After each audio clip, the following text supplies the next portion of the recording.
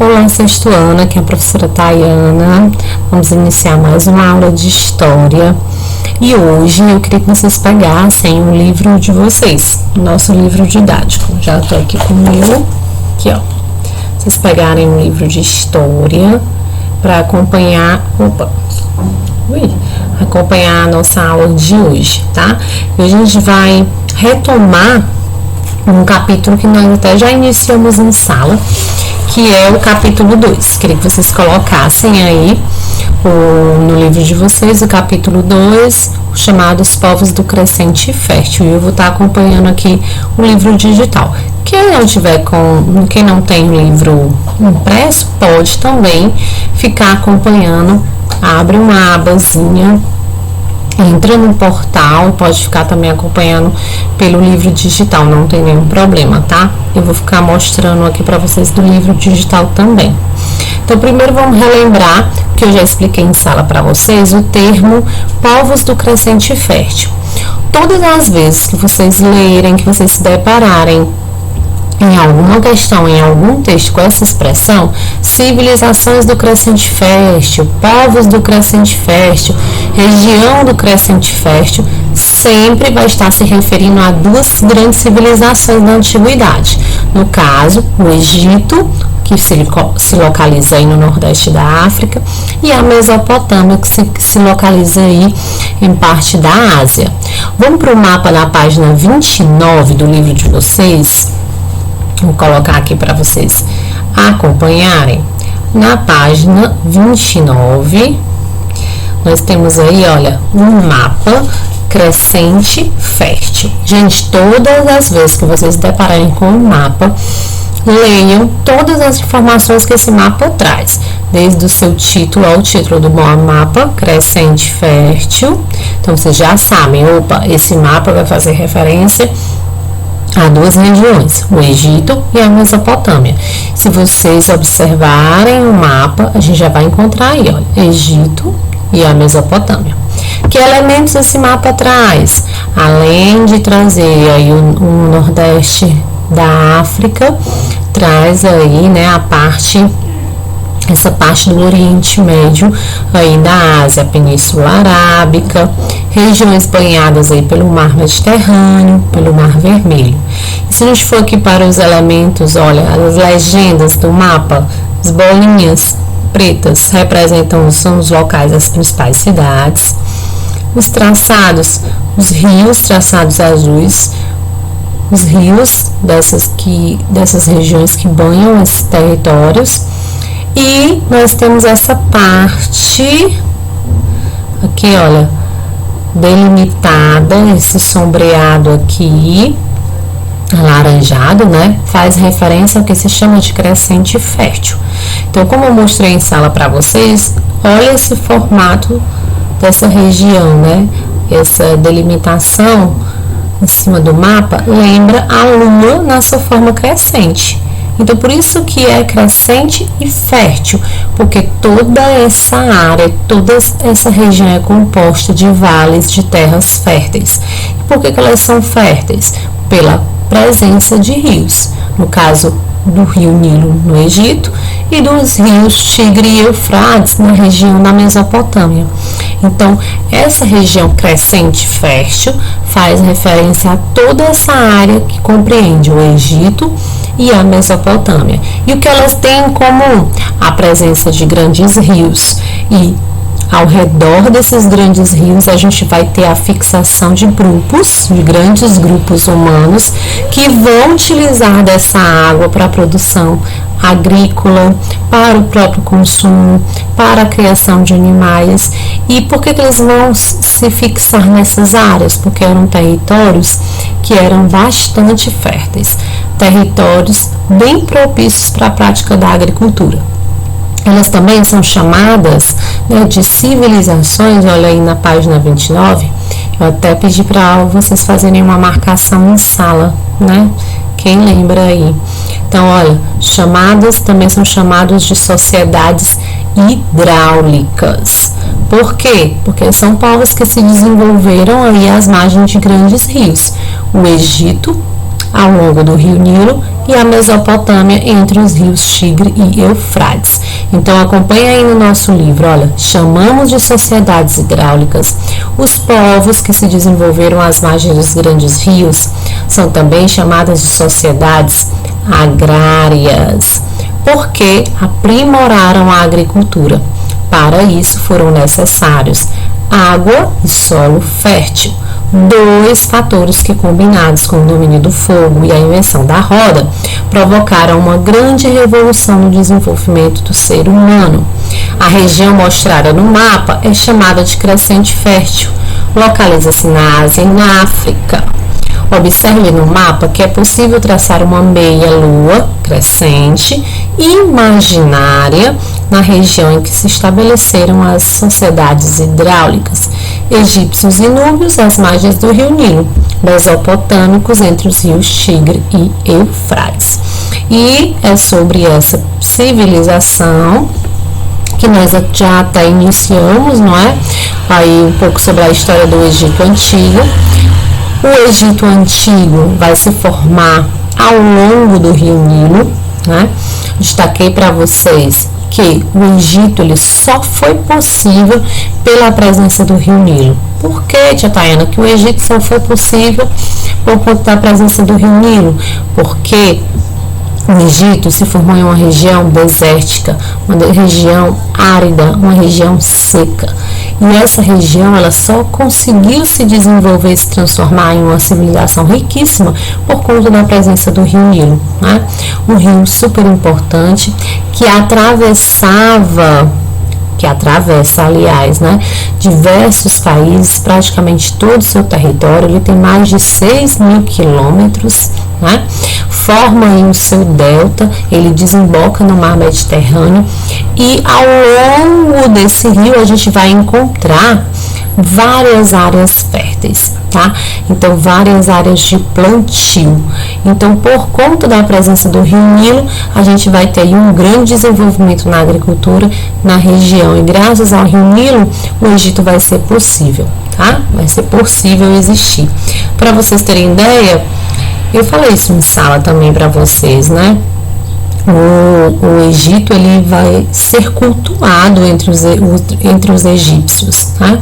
Era muito claro para eles que o rio dava vida e que o rio deveria ser adorado, aclamado pelos seus súditos, né? Pelos egípcios. Na página 30, todo mundo aí, página 30, a gente já inicia com outro mapa, né?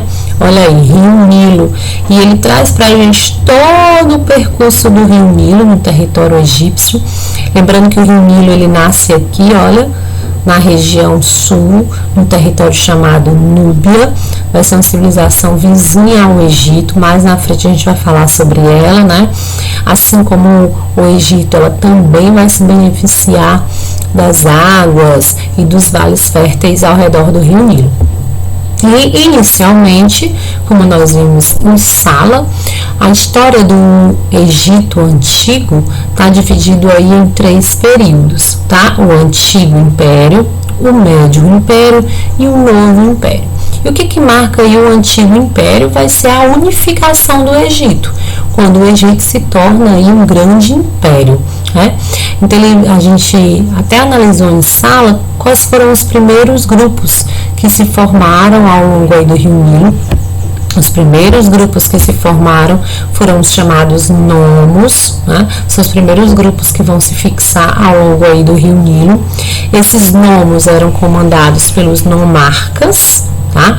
Esse comandante, ele era escolhido pela sua força, e durante aí muito tempo, cada nomo tinha o seu líder, tinha o seu nomarca, até que um desses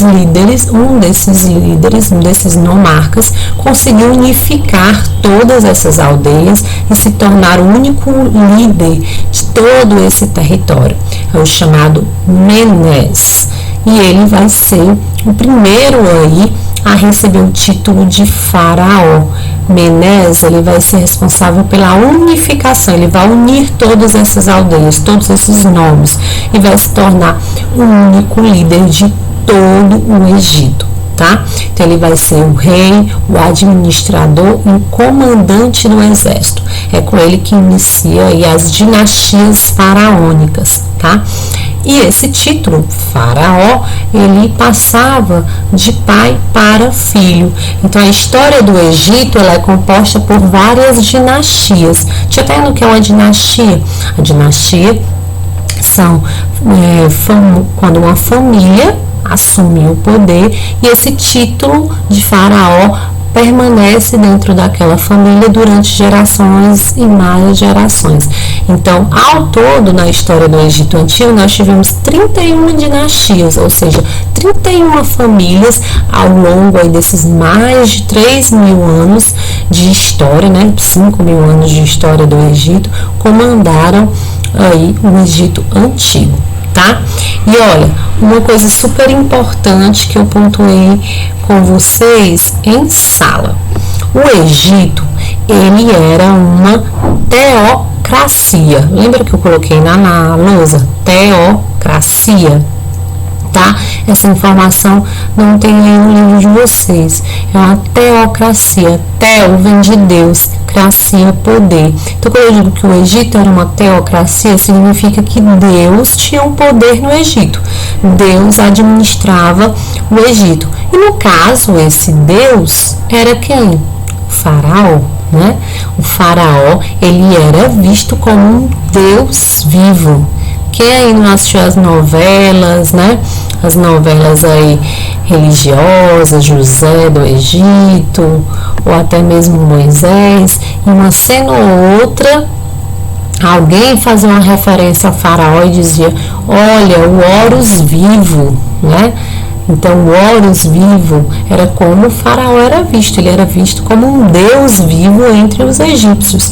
Então, como ele era um representante, ele era visto como um deus, então todo o poder pertencia a ele. Então, por isso que o Egito era uma teocracia, quem governava era Deus, e Deus para eles era o faraó, era um dos deuses, né?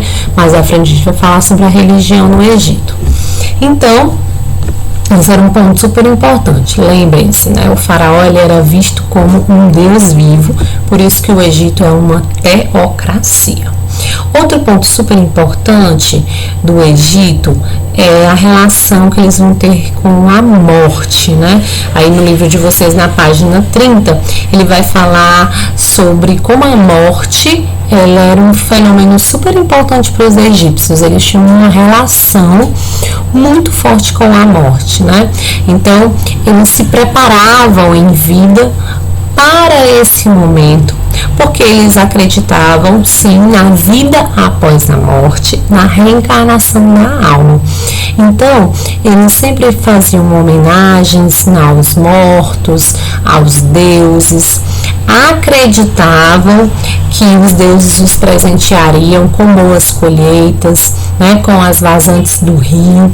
Então, o sincretismo ali religioso, a religião era algo muito presente, né? Fazer esse sincretismo entre vida e morte era algo muito presente na cultura, na sociedade egípcia, tá?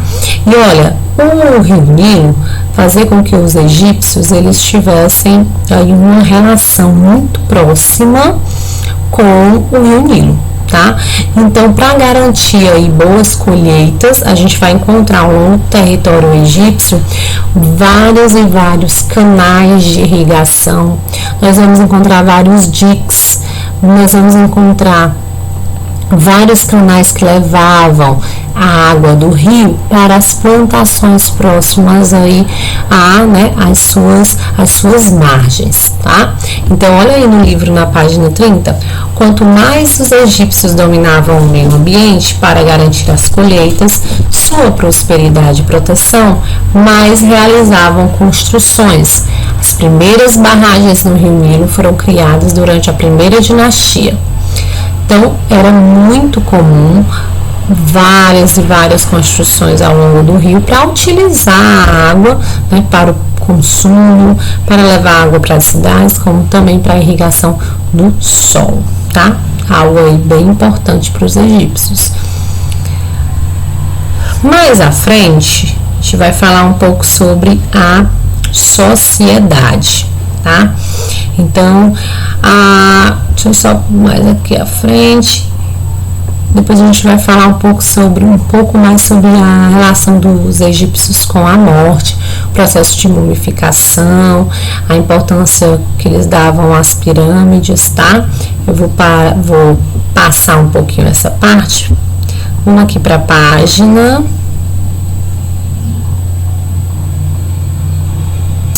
Vamos aqui para mais à frente. Quero falar um pouco para vocês sobre a sociedade.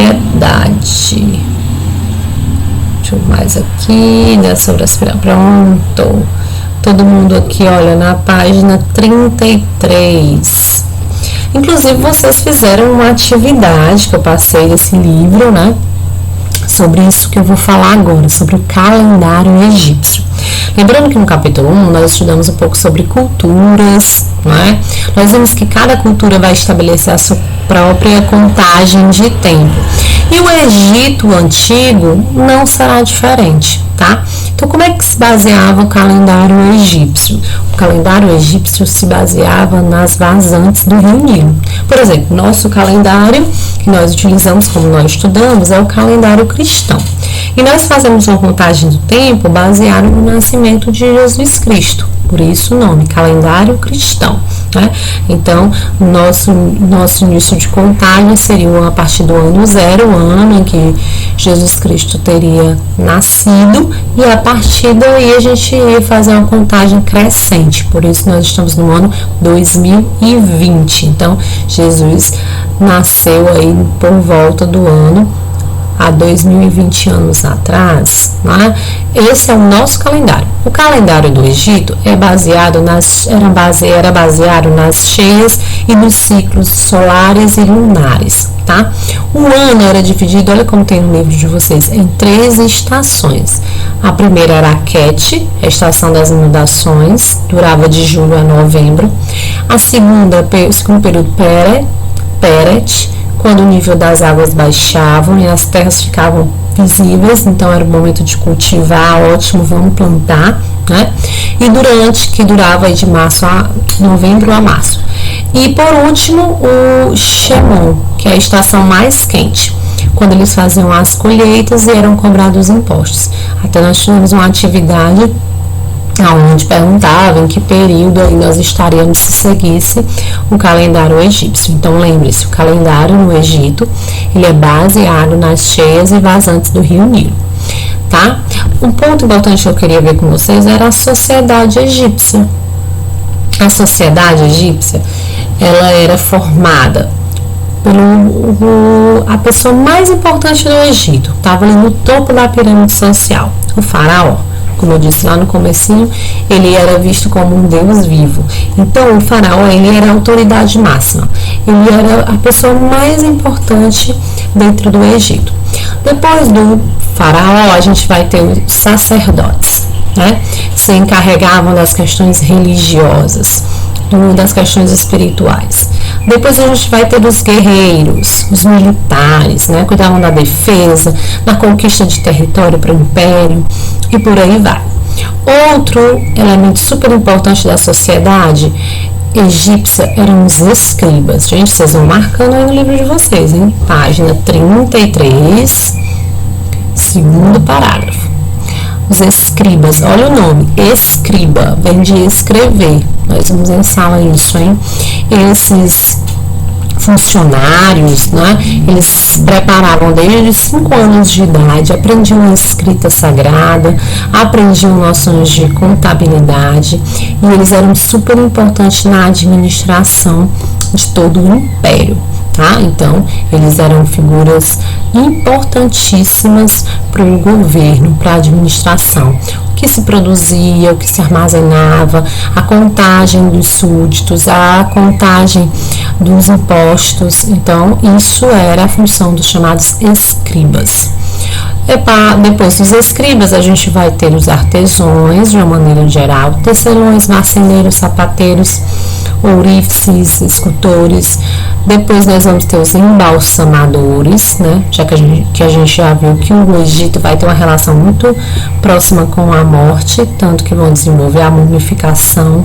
Então esses embalsamadores vão ser personagens super importantes para essa dinâmica. Os artistas, né? Que cuidavam aí dos rituais. E por último, a grande maioria da população, os camponeses, que no Egito eram chamados de felás. Eles eram aí o grande braço de trabalhadores, né, era o grande braço do império. Eles produziam no período da agricultura, plantavam, eles colhiam, e no período das cheias, onde esse território se vale era inundado pelas águas do rio, eles eram designados para as construções, as grandes construções públicas, né? Entre elas as pirâmides. Então, quando eles não estavam no campo produzindo, plantando, colhendo, eles estavam nas obras públicas. Eles eram convocados para as obras aí que eram determinadas pelo faraó. Então, os camponeses, olha que esse parágrafo, o terceiro parágrafo, como é importante. Compunham a maior parte da população, além de trabalhar nas terras que pertenciam ao faraó em regime de servidão coletiva, também trabalhavam na construção dos monumentos. Esse trabalho pesado também era realizado por escravos, que eram indivíduos geralmente capturados em guerra e conquistas de territórios, tá? E outra coisa super importante, ao lado dos camponeses, os escravos também vão ser a grande massa de trabalhadores em todo o território do Egito, tá? Vamos aqui para o parágrafo mais à frente, para a gente falar um pouquinho aí sobre os escribas, tá? Então, como eu disse para vocês, os escribas, eles serão aqueles funcionários responsáveis por todos os registros, né? O nome já vai dizendo, escriba, escrever. Então, eles acabavam aí organizando uma série de informações aí sobre o reino. E eles tinham total domínio sobre a escrita egípcia, né? Os chamados hieróglifos. Então, eles tinham um conhecimento muito grande sobre esses símbolos, né? E tudo o que acontecia no reino era registrado por esses funcionários, os chamados escribas, tá? Vamos falar da atividade econômica? Na página 33, ele vai terminar falando aí sobre isso. Qual é a atividade principal no Egito Antigo? Gente, a atividade principal no Egito Antigo era a agricultura. Olha, lembra lá no comecinho? O Egito fazia parte dos chamados povos do crescente fértil, regiões muito férteis devido à presença dos rios. Uma região, um solo fértil é propício para a agricultura, então claro que eles vão se dedicar bastante à produção agrícola, como ao comércio, vão comercializar bastante tudo aquilo que eles produziam, tá? E também, aí, além da atividade agrícola, o comércio, a pecuária. Olha aí, na agricultura caseira, a de produtos para o consumo diário, eles plantavam grão de bico, lentilha, ervilha, rabanete, cebola, alho, pepino, frutas como melão, figo, tâmaras, uvas, romã, fabricavam doces com o mel que extraíam, mas o trabalho que mobilizava mais pessoas era o cultivo do trigo e da cevada nos campos do faraó e dos templos. A colheita era dividida entre todos os egípcios, mas não em partes iguais. O faraó e a sua família, sacerdotes, escribas e demais funcionários do reino ficavam com a maior parte daquilo que era colhido, daquilo que era produzido. Então, marquem aí na página 33 esse último parágrafo, né, na agricultura, até aí, ó, os templos. Bem importante esse parágrafo sobre a atividade econômica, tá?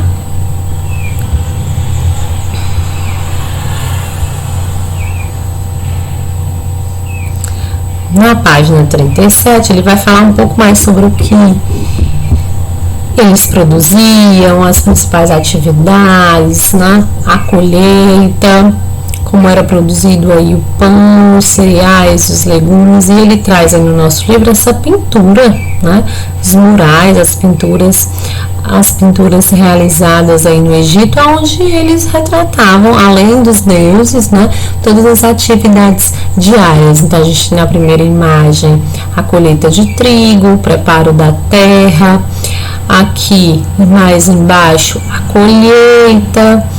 Olha, eles arando, preparando, desmatando, preparando o terreno para a plantação. Então, são cenas do cotidiano da colheita, da agricultura, que era a principal aí atividade entre os egípcios, tá?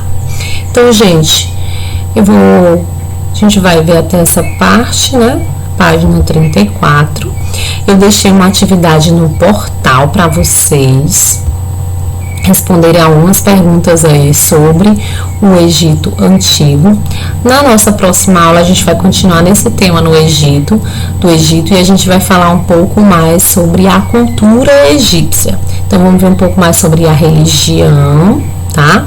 Um pouco sobre a arte egípcia e um pouco também sobre as construções, certo?